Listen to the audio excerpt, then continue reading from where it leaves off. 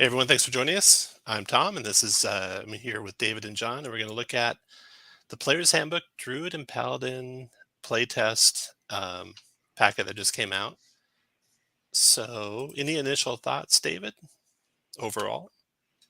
Well, we can go through it one part at a time, but my first question is, what's the Druid about? What to you guys stands out as the Druid's signature mechanical thing that it does? It used to be the tanky guy that could soak up tons and tons of damage. And it used to be, for me, a lot of fun to turn into a spider or something like that and go around and scout and spy, because you got a lot of versatility in the other parts of the game from being able to do those wild shapes that weren't good in combat but were really good at other things. So what to you guys does the Druid stand out for as their signature mechanical shtick? I mean, clearly it's just Druidcraft, right? It's just making flowers where you walk. It's finding the best dinosaur and turning into that.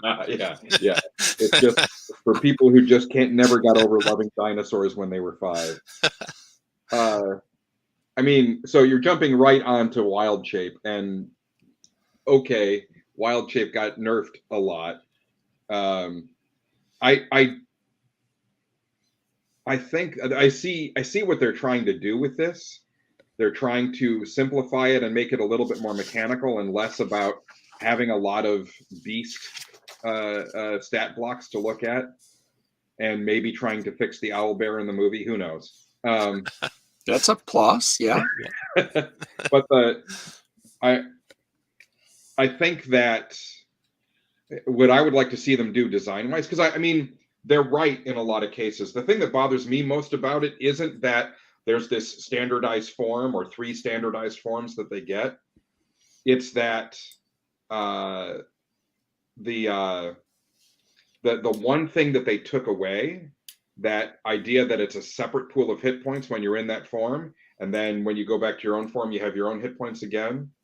The real strength that the old style Druids had was, because they could have a couple of different pools of hit points, they could like turn into a bear to fill in for a tank after they've been spellcasting for a while, or shape change to be able to try and escape with enough hit points to be able to get away, or something like that.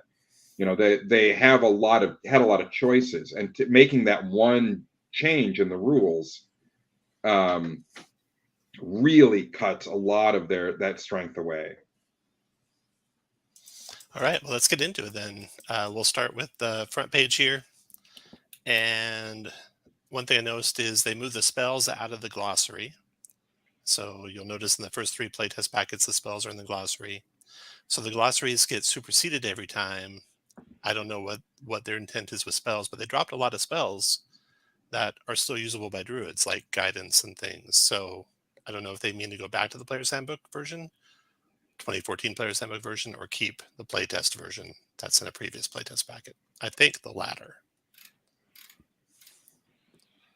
And there's a little bit different here in this sidebar, where they talk about how they're going to do the public playtest of Player's Handbook, and then DMG, and then Monster Manual. I'd like to see that reversed. I mean, there's not a lot in the Dungeon Master's Guide that needs a lot of play testing as much as we need the monsters to start play testing those, I think. For sure. All right. Parts of a class, all pretty much the same.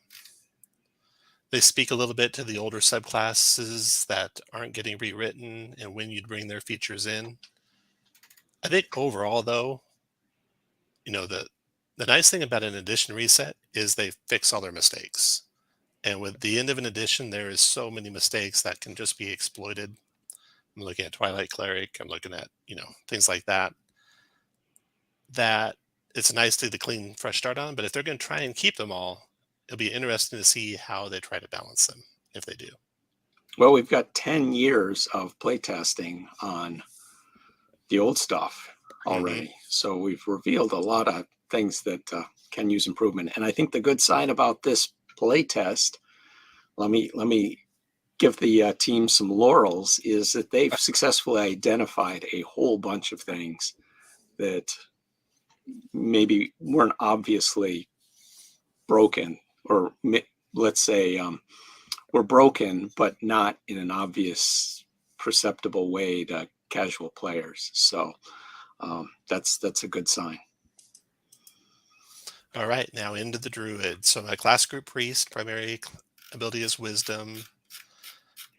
We still have where you have prepared spells per spell level, but you're playing with that a little bit with your cleric in our game, David. What do you think of that so far?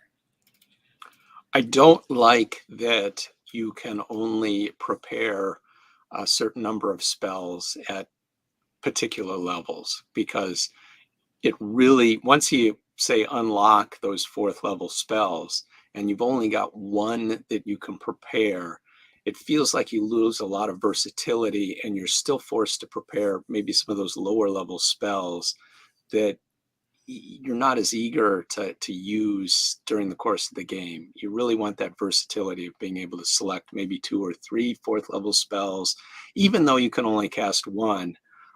So I can get my kicks by preparing Stone Shape, but if we're outside, I'm not lost because there's never going to be any chance to use that spell. Yeah. There's some design space there. Just in general with spellcasting, I think that they really sort of dropped ritual casting early on in design, and it fills a certain space where you can do some low level things as rituals that you don't have to dedicate a slot to. But the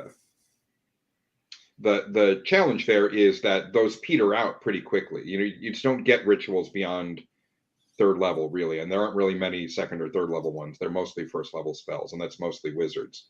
But you could take the concept of a ritual, name it as something like a service or something like that. I don't know what, a prayer, and use the ritual rules. But instead of not having to use a spell slot, you can use a spell slot, but use it for something that you don't have prepared, and it just takes longer. That's an interesting take. Yeah. So, it flips the mechanic, but it lets you get to that. But so then what you prepare is what we all prepare for, which is combat. Right. Yeah. But you still have your social and your exploration stuff if needed. Right. So here's a change that was made to Channel Nature, and it will also affect Channel Divinity. And that is, it's no longer tied to proficiency bonus, but instead it's tied to class level. And that's in order to thwart multi-classing. For example, if you're a multi-classing cleric, you could take the 1st level of cleric. By the time you're 20th level in some other class, you'd have 6 uses of the cleric's Channel Divinity and be doing, I think it's proficiency bonus D8s healing or proficiency bonus D8s damage, as opposed to now you'd only be able to have 2 uses and you'll be doing, I would assume, 2d8 damage. So that's new. All these things I have highlighted in yellow, we'll get in detail on the following pages, but they're all kind of moved from where they were before. So getting into the meat of the Druid. First thing I caught was armor. So Druids and weapons, no longer limited to organic or wood, but they lose medium armor. That's a step away from a restriction that was more of a decision that Druid characters made than something that was justified by the magic and mechanics of the game world. So it's a little interesting that they backed away from that. And it was usually just kind of a restriction and lip service only, because they'd invariably get, plate mail made out of wood or whatever, or dragon, scale or whatever. That would often happen, and then they'd be off to the races with their armor class. What kind of games are you running there, Tom? That's not actually. I mean, there's some new books for Eberron that are coming out written by Keith Baker. So they're not like a Wizards canon, but they're Eberron canon. Mm-hmm. And he talks there about, you know, this is not a medieval fantasy world. This is a you know, a different sort of magic punk kind of world, whatever you want, however you want to talk about it.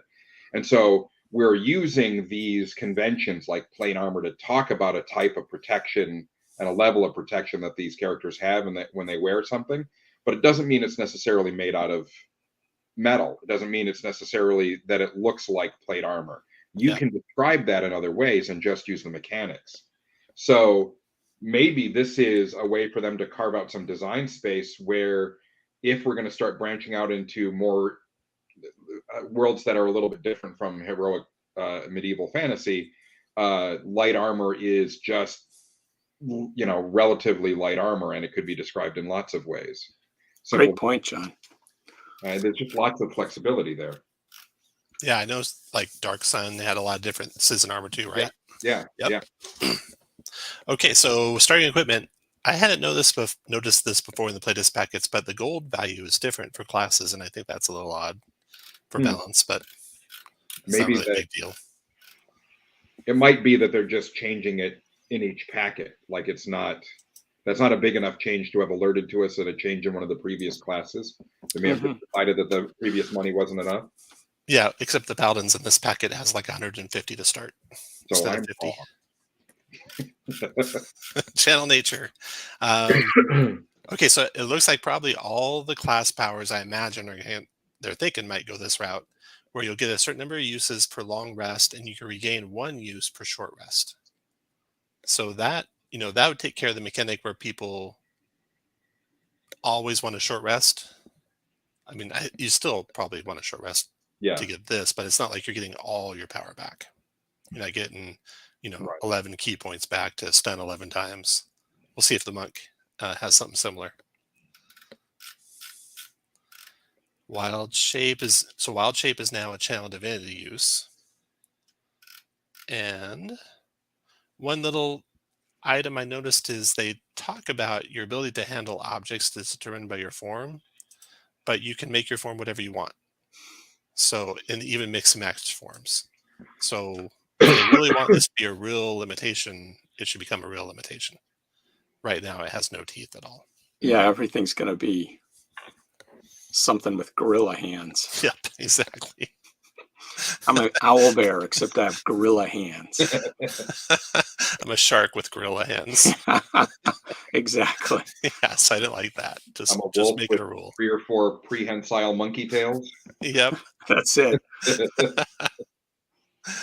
Jumping ahead on that same point, once you get things like climb as your ability, you can make it appear anything you want. So you could potentially be that tiny elephant with a prehensile tail and gorilla hands that's crawling up vertical walls. This is going heavily into the monstrosity flavor, if you ask me. But right, not very natural, right? No. Yeah, that's definitely a drawback. I mean, a druid should be about nature, you would think, not monstrosities, not chimeras. Exactly.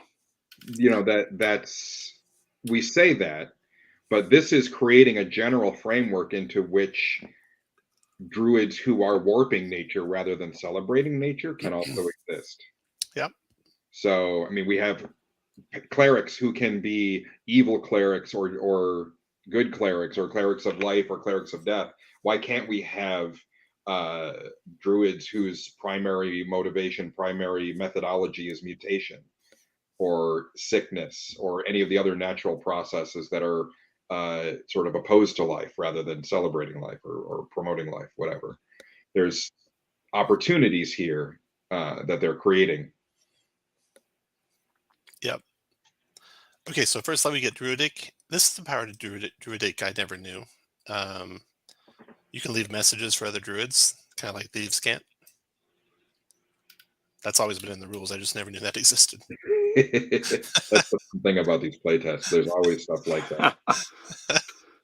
The check to see it changed, but otherwise the thing was in the rules. It's interesting that it's not tied to the core stat for the race or for the class. Right. Although I think you automatically know a Yeah. druid. Others though have a difficulty. Yeah. Oh, Prepared spells. We already talked about that. You can change their level spells too. That's across the board. That's been in every playtest so far. Nature's Aid is second level. So second level, you can either have a healing or a wild companion with your channel divinity. You've already had wild shape at first level. So now you have 3 different things you can do with your channel divinity. Any thoughts on this power here? Well, I love that Wild Companion Mm. is a sort of a built-in feature because that seems so iconic and such a beloved feature for players to have a pet. I Hmm. think it's worth noting just for a second that they are going to have to adjust the amount of healing on Healing Blossoms because once you get over just a few levels, it's going to be ludicrously inadequate to have 1d4 uh, per point of wisdom modifier. Yeah. And what do you think about it being tied to wisdom modifier instead of proficiency bonus? It's going to need a fix. Yeah, needs a little bit more. Third level, you get subclass, like all classes do. Fifth level, your animal form, land animal form, can get a climb speed and multi-attack. Used to have climb speed right away. As soon as you could wild shape, you could get climb speed. So that's delaying that for you. Yeah, let me just sidebar a little bit here.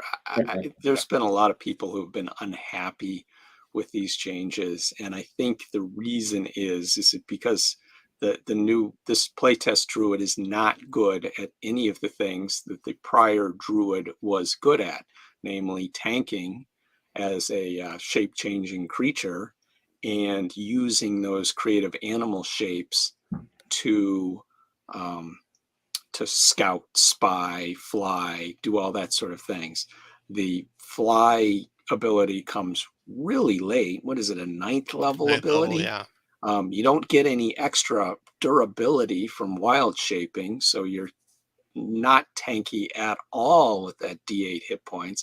You get very uh, limited healing to make up for that. Um, You're One of the curiosities is you can't change into a tiny creature until level 11. And the reason that is because of the stat blocks you get for your wild shape forms.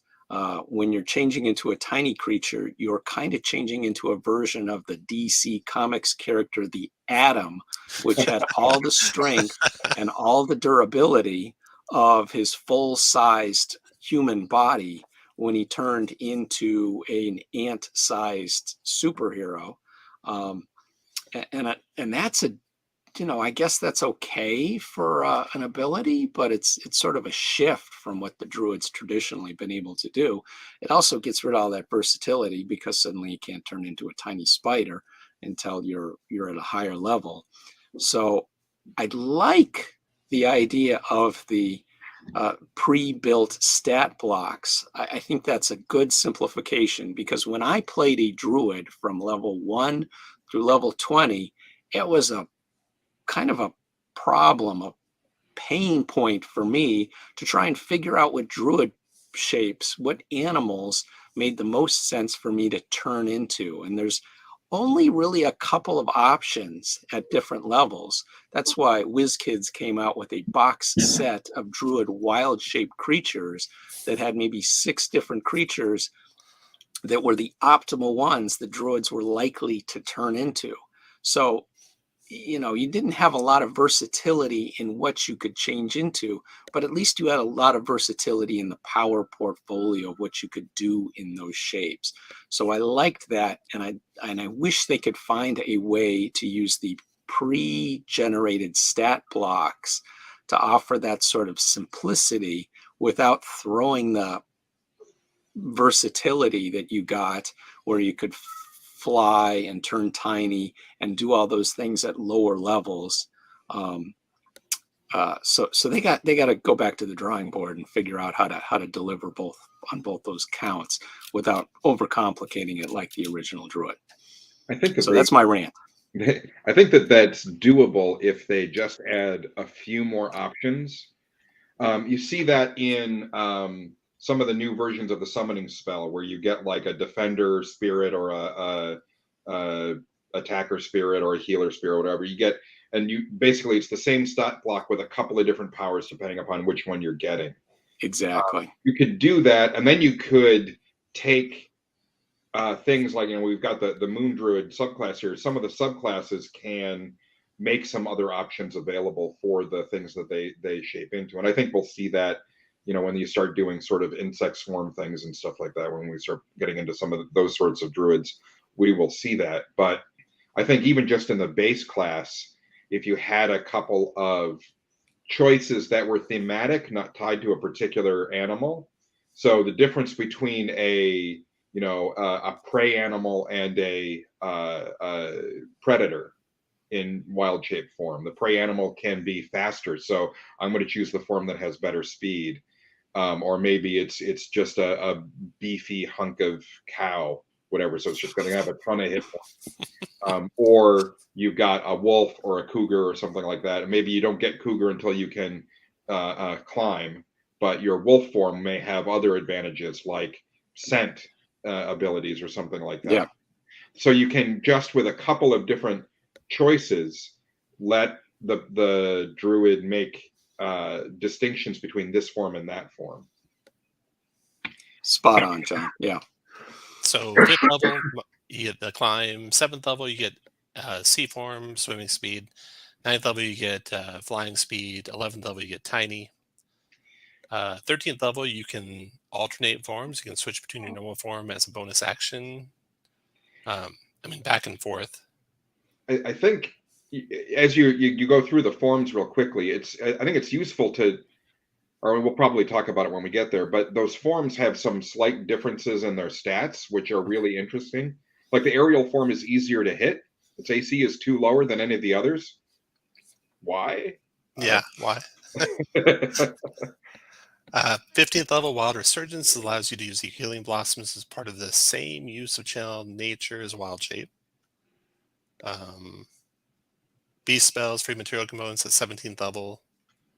Archdruid at 18th level. And then Epic Boons, this is new, where the Epic Boons can increase ability scores now, instead of just the regular part of the feat part. I love it. And those can go above 20. Yeah, that feels epic. I love it. Yeah. All right, so now we're going to get into the wild shapes in detail. So the hybrid form that incorporates visual characteristics from 2 or more animals. So there you go. There's what we talked about earlier. You're going to have your chimeras. No effect on the form's capabilities. And here's the 3 forms we can see. And the animal of the land, speed of 40, climb of 40 after 5th level. You use your hit points, your hit dice, your armor class is going to be pretty low, maybe 14. Maybe 13. Your ability score, this is real simplified in the change. When I was running games with druids, high level druids, I'd have the druid token with all their powers, and I'd just move it to the side and drag in an animal token. And the player would use the animal token for anything animal related, and their actual druid token for any saves or anything mental related. This makes it simpler in all regards, I think. But like you say, it's not tanky in any way. It doesn't do a whole lot of damage. There's just not a lot of incentive to change into it. People have pointed out that a Shillelagh spell is doing more damage or as much damage. So you're gaining maybe a little bit of speed, and maybe you can sneak around as a wolf. What do you guys think of that animal form? It's all true. All true. Animal of the sea. I'm interested that, so the physical statistics, I use your wisdom score. So strength and dex, that makes a certain amount of sense to me. Again, I would think that if we were going to build some variants on this, we might tweak that. So, your cow form might have more strength and less dex, whatever. So you might be able to flip that. It's interesting to me that in the way they switch that. So animal of the sea, only your dex is based on your wisdom, and the same for animal of the sky. So your strength then is your natural strength. That if I'm going to be a whale and I'm going to use my 8 strength because I'm a druid who dumped strength, then that seems out of place. It does, yeah. So it essentially eliminates the ability to be a lot of these animals you're just not going to be able to replicate with this. But the idea that con never shows up as something that is based on your wisdom score in here is interesting to me. I can see that maybe becomes a problem once you can cast spells and then be sustaining spells, so that you would become a monster sustaining spells with your beast shape's constitution score. You might have a better bonus maybe. I don't know that that's enough reason to not do it, but it just seems like for a lot of druids, your beast form is going to be a skinny, weak version of whatever animal you decided to look like. Another weird thing is your dark vision gets better and better. I mean, I don't know why flying creatures have 120 and land creatures have 60. And your damage goes down. And now flying creatures have flyby, so that's offsetting the damage going down. But I don't think animals of the sea get really anything that might offset the damage. And in any regard, all the damage is too low. So right, I'm really not opposed to the damage not changing. I don't see why it needs to change, really. Yeah. So it needs some work. Yeah. It's nowhere, like you said, it's nowhere near the current Druid. Can't tank at all, basically. So yeah, say you wanted, and to be fair, I don't miss the tanking. That was a little much, but this is pretty fragile actually now, with you using your same stats and wading into combat as a low AC bear or something like that, right? Which is the concept here. But you don't have that barbarian durability as a bear, and you don't have even the AC. Right. And to be fair, even though you could tank and absorb the damage, you never really had very good armor class before. Yeah. Right. But it didn't matter because you were once those hit points went away, you just went back to your normal form. You weren't losing permanent hit points. Those were temporary hit points. And the concept of temporary hit points might be a useful way to fix the problem here. That when you take that animal form, you gain temporary hit points equal to X. And when those temporary hit points are gone, you lose your wild shape. Yeah. Yep. So Circle the Moon used to be able to turn into some vicious stuff at first level. I'm not going to miss that, because you would way outshine a first level party or a second level party.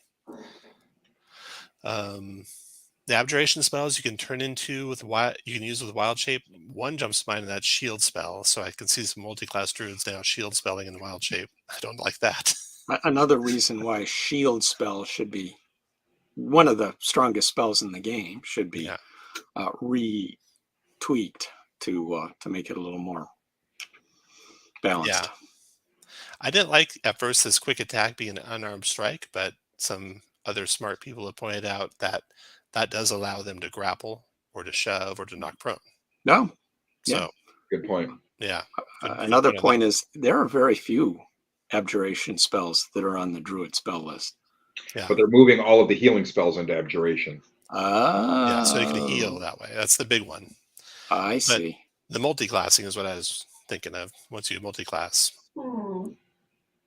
Yes. Swift transformation. It's interesting that they talk about a bonus action or a magic action. It's a action or a bonus action.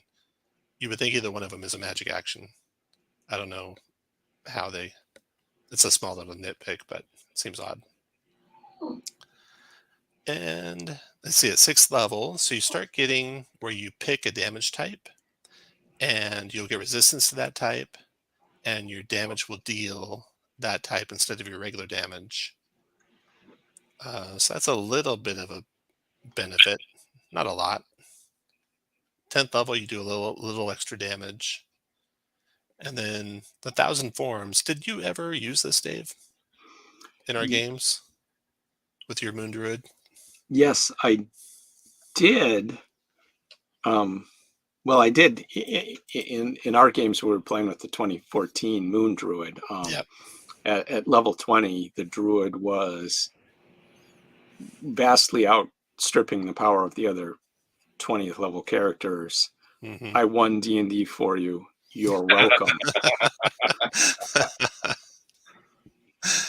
Saved Eberron. Yep. All right. Any comments on the wild shape or the circle of the moon? It's interesting that that's the subclass that they're proposing is the one that's going to take the wild shape and turn it into a combat thing, Yeah, and it just seems way underpowered compared it to really what does. Yeah. before. Yeah. It's like, It- okay, so is there going to be one that's even more souped up for combat? No. Yeah, and this circle of the moon used to be able to turn into a druid. I mean, into a elemental, and that's gone. But now they've built it into the form. Yeah. Yeah. Okay, that's our druid. So now on to paladin. So paladin, they have cantrips, which everyone's getting cantrips, even the paladins and rangers now. The channel divinity, they do it where it's by the class, and we talked about both those things already. There's the 150 gold for a paladin versus 50 for a druid.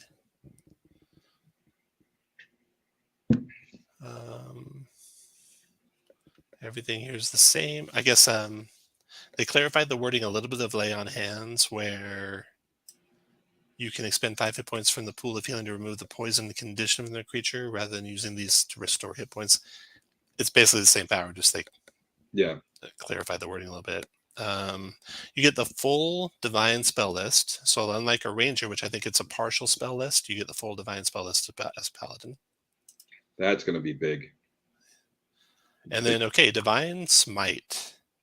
So divine smite, a paladin, hasted, and or multi-class getting 3 or more attacks around, or a regular paladin getting 2, could smite with every attack and could, do a lot of damage in a round. And so what they've done is it's now once per turn. I think that's a good change.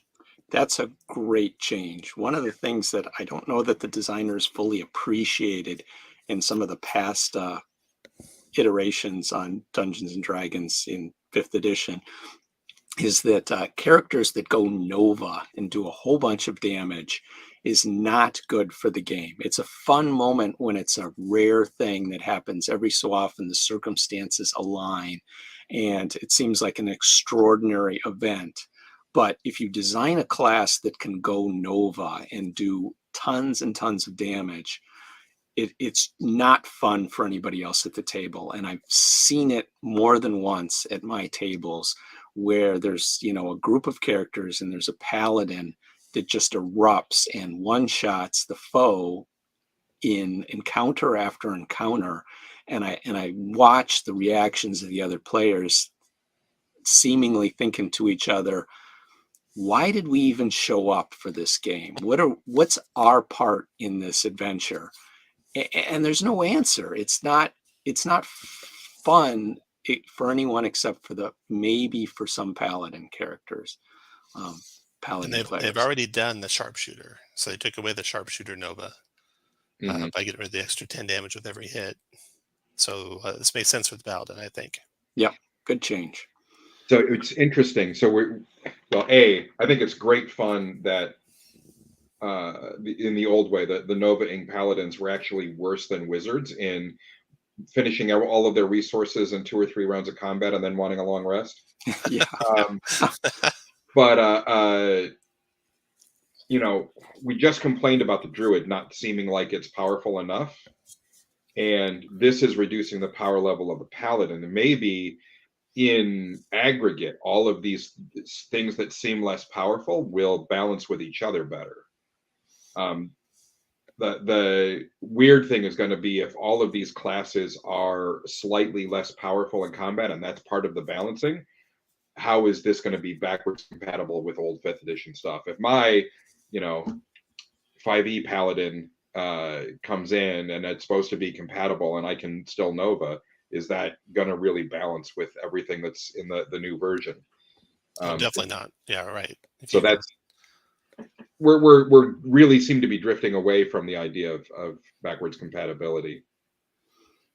So another big change here is that it's not just a melee attack. It could be a ranged attack or an unarmed strike. I don't have any problem with that alone, but in combination with the fact that I think ranged attacks in general are too good, I don't like it.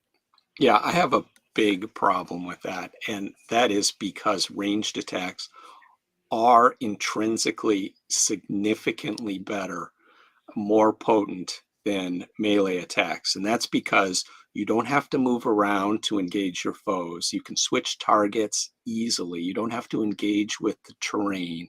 You don't have to, it makes it easy to focus fire.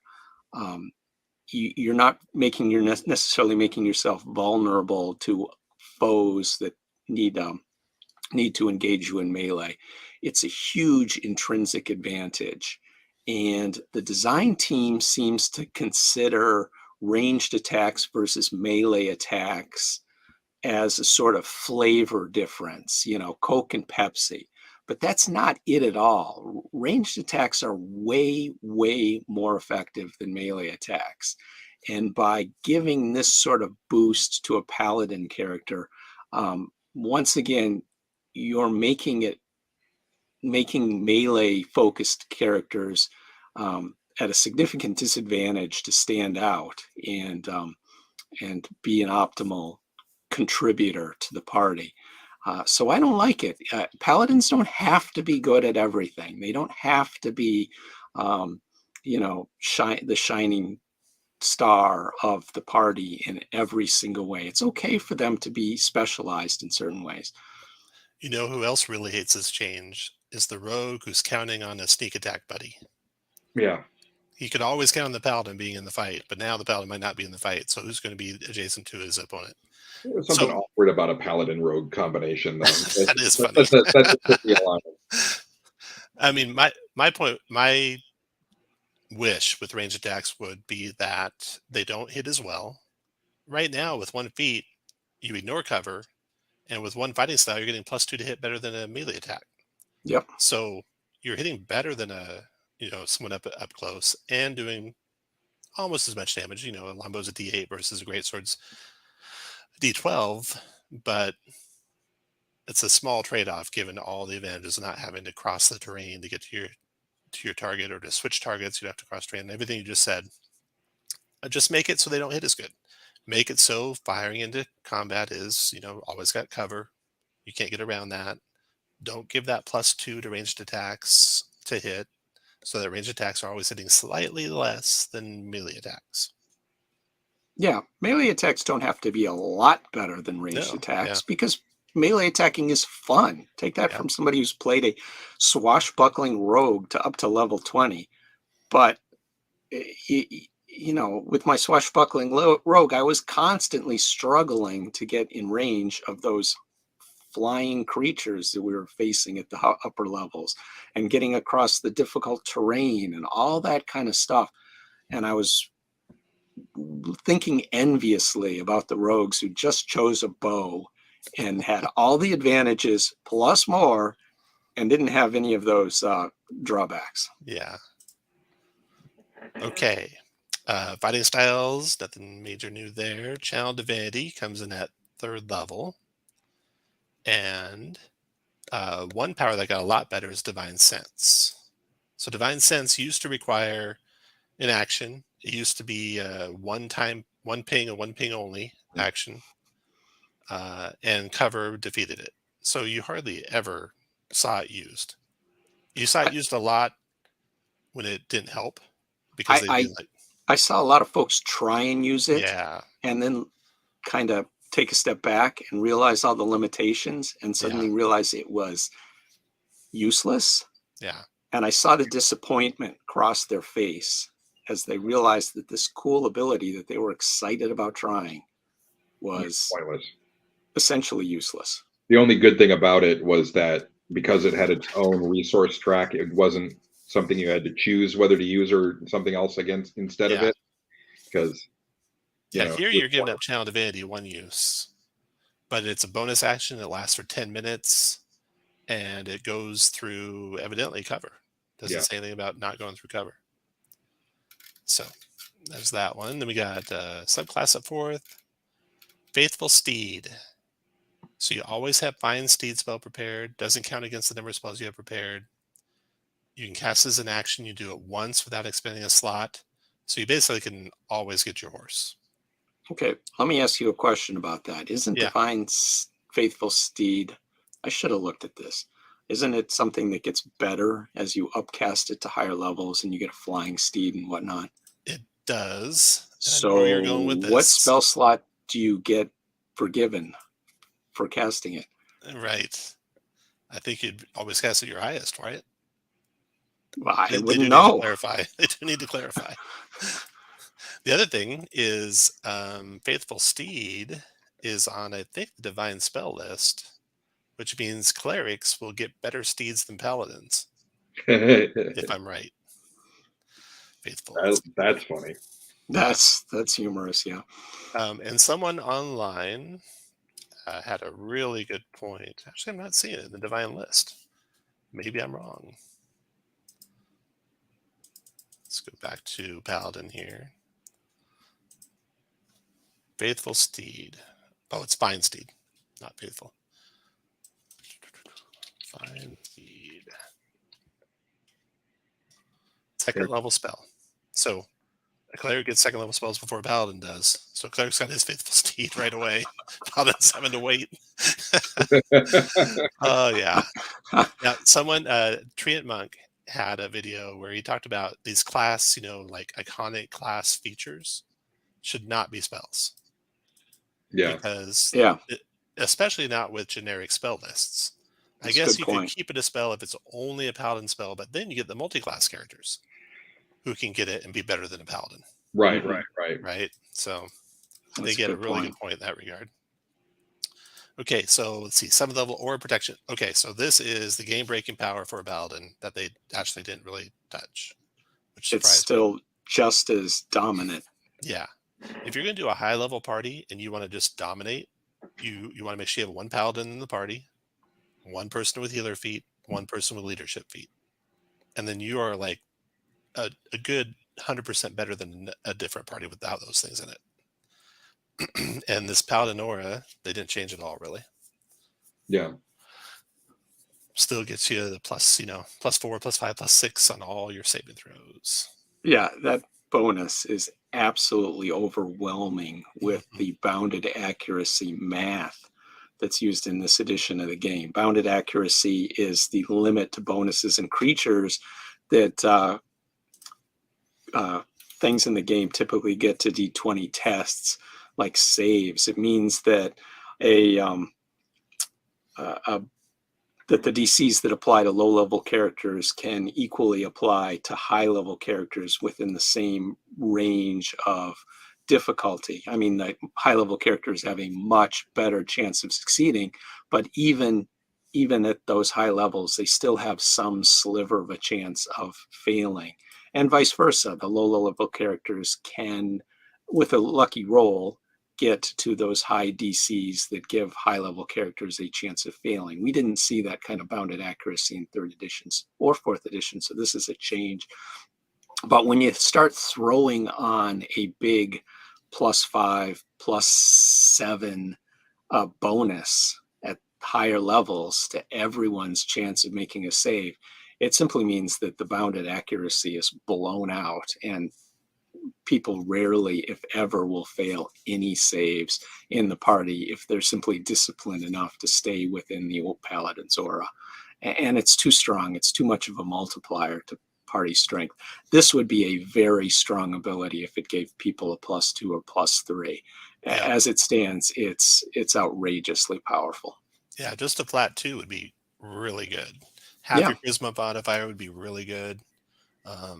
Right. Bless is a good spell for 20th level characters, and this has a bonus that's way in excess of Bless at those higher levels. So you could lower the bonus. You could also make it some sort of action for the paladin, like a reaction if someone in his aura fails a save, to give them a bonus.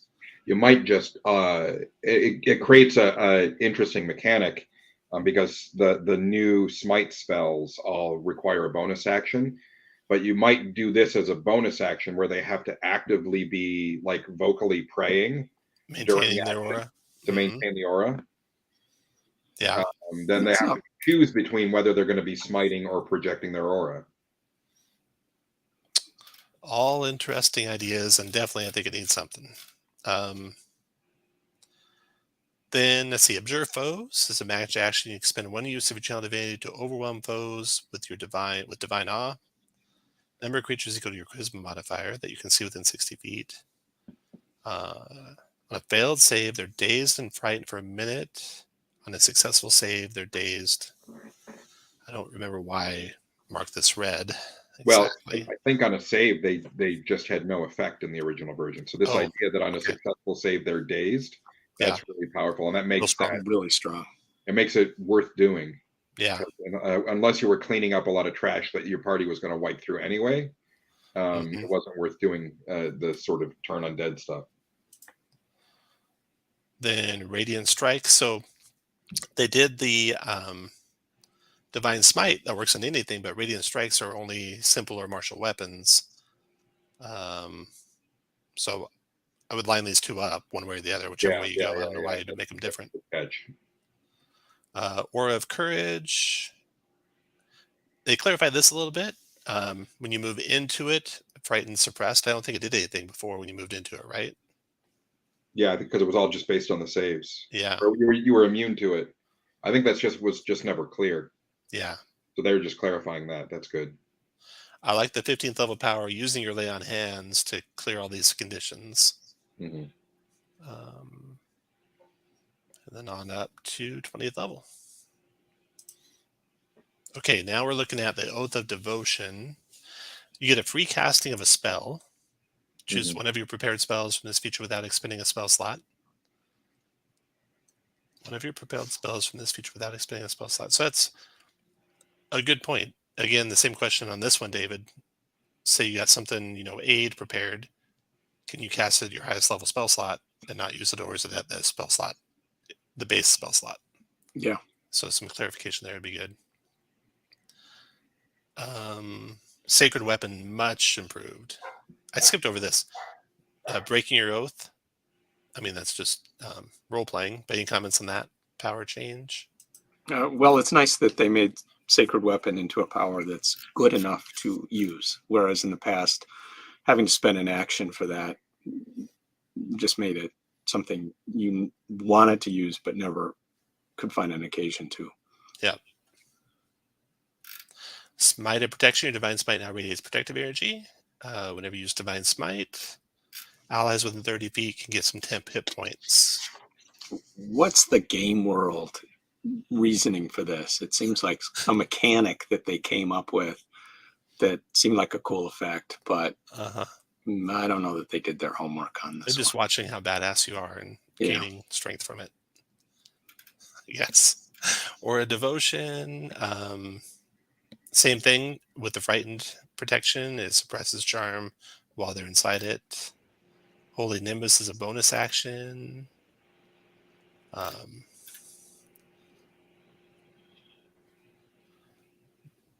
And I don't know if it was not a bonus action before, but this is a very strong power. And it's at 14th level now, whereas it used to be at much higher levels. So this is a real strong power. Mm-hmm. Nothing I didn't like about it. That's it for the Paladin. So my main concern with the Paladin is the aura protection is still way too strong. Divine Smite, I don't like it with ranged, but only if they don't change ranged, which I know they won't. So I don't like it. And I do like that it's once per turn. It's up in the air with regard to how they change the wording. Is if this Divine Smite will increase with crits. There's a very minor wording change. It's not sure if the intent was that it would not double with a crit, but maybe it's kind of up in the air. We don't know yet from the wording they used for it. And then the other thing I don't like is how they say you can't use a spell on the same turn. I don't like anything that's like, well, here's your action. You can cast a spell with it, but not if you did something else. Like, I don't like the bonus action spells and how those interact. What do you guys think of that? I think that they could word it so that you can't combine Divine Smite with a Smite spell. Yeah, that'd be pretty simple. Yeah, like if you look at the Smite spells, when we get to them, they say they trigger on, I think, a hit. You could say they trigger on a hit when you don't also use Divine Smite. or Right. something like that. Yeah. Or, and this is important, the same thing about the Faithful Steed. The commenter, Treant Monks, pointed out that multi-class clerics will get divine smites, and better than paladins. I mean, smite spells, and better than paladins. So make all those divine smite or all those smite spells paladin powers, just Right. increases in your divine smite. Yeah. And then you don't need this special rule. So I would definitely lobby for that. Yeah, I wonder if they're going to have to back away from the notion of having a divine spell list that includes all the spells for paladins and clerics and so on. It doesn't seem like it's okay if they're generic, but if they're things like Vine Steed or, you know, any of the smites that's a paladin power, then clerics are going to be better at it. Okay, so we got a couple new boons. Fate Epic Boon. Again, you can increase. Now, this one lets you increase an ability score, one ability score. And to a max of 30. Nice. To a max of 30, right? I don't like that you get 8 uses of this benefit. That's a lot. That's a lot.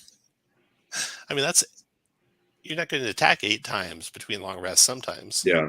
You know? Also, the recovery mechanic there, the 2d4 instead of just getting them all back. Yeah. Why are we treating that differently? Yeah. From other things? And then they failed a little bit in editing here. This one says when another creature within 60 feet of you fails a d20 test, you can roll 2d4 and apply the total rolled as a bonus or penalty. So if they failed, you can give them more of a penalty. So F them for failing, I guess. So trying to make it a crit fail. Yeah. Epic Boon of Spell Recall. This one seems pretty strong because whenever you cast a spell with a spell slot at first level, only 1 in 4 times would you actually use up the slot. That means you're going to be almost ×3 or ×4 first level slots. Pretty strong. Yeah, but how good are those slots at those levels? That's true. That's such a weird mechanic because it's just a 25% chance that you don't expend a slot. Why would we make it add a roll, add the 30 seconds of delay to make the roll, especially at high levels where things are moving really slowly anyway? Just give me a free casting of each one of those levels and call it good. Yeah. The old power was a free casting of any level. So this replaces it with multiple free castings potentially. That's ridiculous. But rolling dice is fun, so you got that going for you. Yeah. I think you got plenty of dice to roll by that level. Yeah. True sight didn't really change, except you get an increased ability score. So across the board, epic boons are going to be doing that same thing. Then we got the spells. Spell descriptions. So all the smites are a bonus action. So you could also make your smite a bonus action, your divine smite, since it's already only once per turn anyway. But I rather like making these just versions of the paladin smite instead. Yeah, the interesting change here is that these spells no longer require concentration. So there's no longer the friction between the paladin who wants to have an ongoing concentration spell, like, say, Bless, and not being able to use a smite spell without losing their concentration on their ongoing effect. So that's a nice fix. It is interesting to me that effects like banishment no longer require concentration here to keep the creature banished. Right. Whereas a regular banishment spell does. Exactly. Maybe they'll change. We don't know. Now, with the banishment introducing the save every turn, the fact that you don't need to concentrate on it doesn't make as much difference. And it, as a tangent, it makes it really unlikely that your banishment is permanently going to send something away, because it would have to fail on 10 successive saves. Yeah, I mean, they would have to have only a 1 in 20 or a 2 in 20 chance, and even then they'll save some of the time. Yeah. Okay, so Blinding Smite's the same way, where it has a duration, and they repeat saves. Now, they don't all do this, so I'm not sure if they just... we'll come back to the familiar. Let's look at all the smites here real quick. Glimmering Smite does require concentration. Searing Smite does. So they weren't necessarily consistent. Mm-hmm. Yeah, that may just be a mistake. Yeah.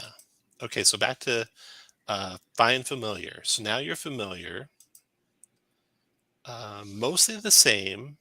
Big changes, its hit points go up by level, and it's a template, so it won't be everyone's an owl. Yeah, there's no option with the flyby attack of the owl. Yes. That was part of the contribution that made sure that everyone picked an owl for their familiar, because it gained flyby attack and could fly around and help everyone on the battlefield, granting advantage.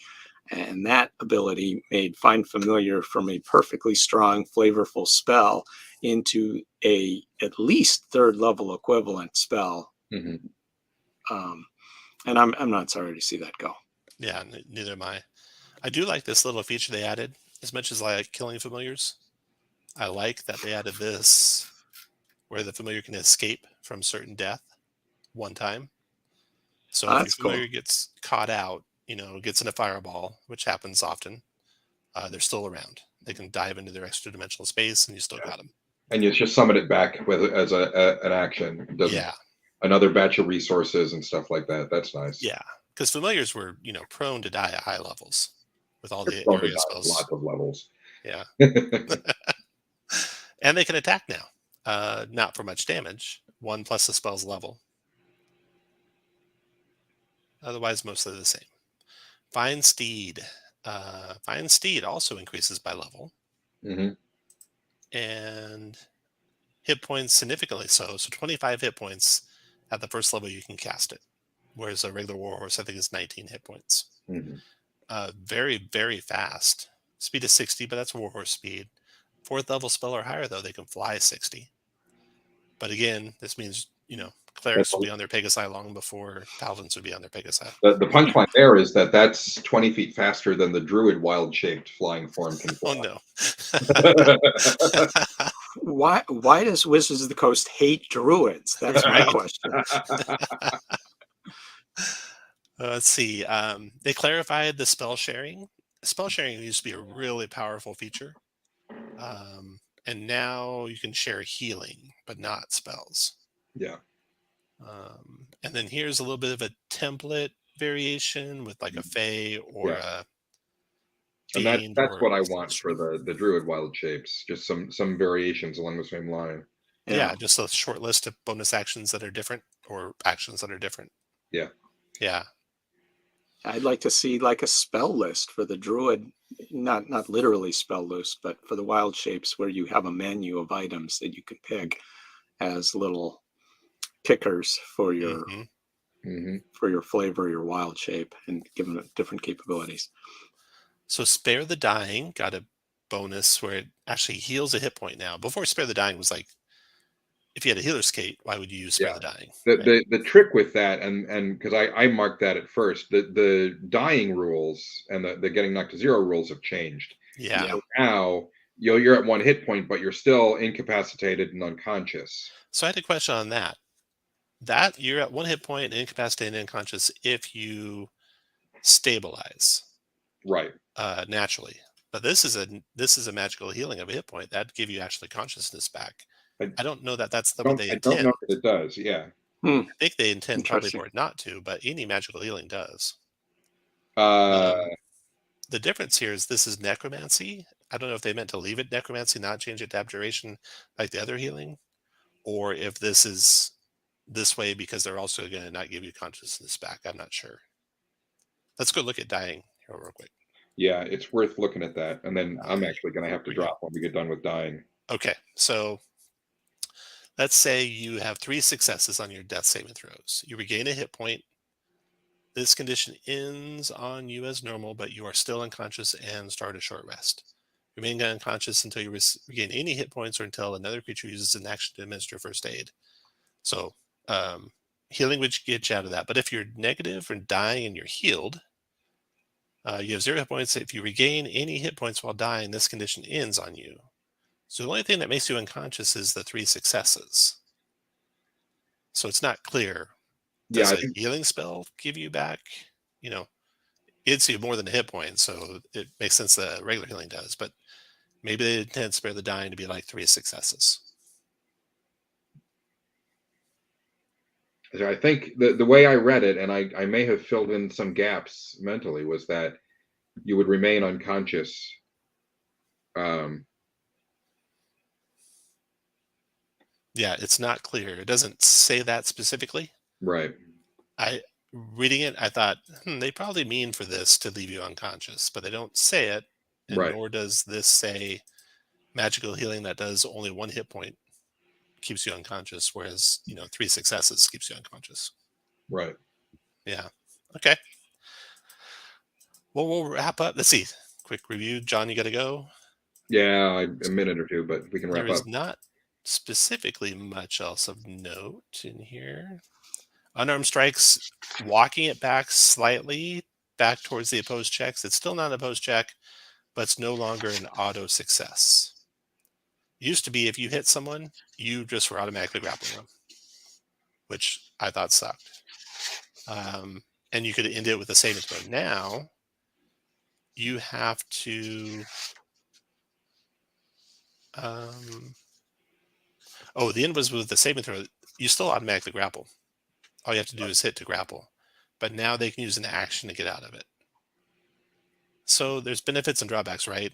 It felt Yeah. weird that it was just automatic. You couldn't, on your action, try and get out. You had to wait till you made your saving throw. But it made it so you could use your action. Right. This feels better at the start because you can. Oh no, I'm sorry. It's not automatic. The target's a saving throw to avoid it. Target Right. must succeed on a strike save. And then they can also get rid of it with a check. So anyway, I think it was fine the way it was. This is getting closer to the way it was and better than it was in the first playtest, so I'm happy for that at least. Any other things before you go, John? Wait, go back to that last page because there was a thing on the unconscious condition. Here we go. No, I was looking for something else back on the dying. That Yeah. inert thing. When the condition ends, you remain prone. Blah blah blah. I was looking for something there that would be influencing that, but it doesn't. I was the tool proficiency thing is interesting. If you go back one page, if you have a proficiency in a skill that's also used with that check, you have advantage on the check. So that seems, again, we're layering mechanics on this. We could just use expertise and double the proficiency bonus to do that. But I mean, we've had it, in the existing game, it's a pretty clear distinction between you're either using your proficiency bonus because you're proficient with the tool or because you're proficient in that skill. This seems, I think they have to do this because they're going to, it feels like based on what I'm seeing in some of the computer games, that they're going to start using sleight of hand to, for thieves tools. They're using sleight of hand, but thieves tools for picking locks and stuff like that, it's always going to require thieves tools.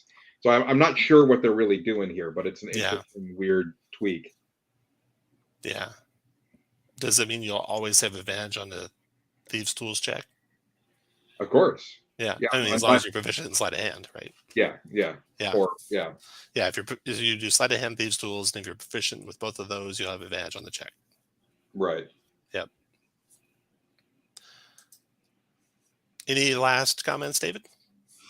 Yeah, one other thing that I found interesting, maybe just to me, is that moving through your ally's space no longer counts as difficult terrain. I remember asking one of the designers way off early in the life of this edition why they opted for that rule. And the designer said that it was because they wanted to avoid situations where characters were sort of taking turns at the front line and kind of moving ahead of the moving, say if they're stuck at a doorway and moving ahead to take an attack and then moving back. I think the opportunity attack spell opportunity attack rules prevent that kind of thing. So it's probably a good change I think because, it's largely admitting defeat to players not knowing the rule. They're doing well, that with a a lot of couple of players rules. don't know that rule. I Yeah. see it all the time. They're doing that with advantage. There's another one I can't recall, but they're doing that with this, I think, as well. The rule just isn't widely known, and players feel like it's a gotcha if a Yeah. DM calls them on it. It's true. Yeah. It's true. Cool.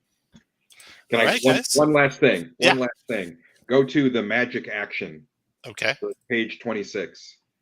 I just want to call out painfully bad writing. When you take the magic action, you magic something, like casting a spell. I mean, really, is that the best we can do?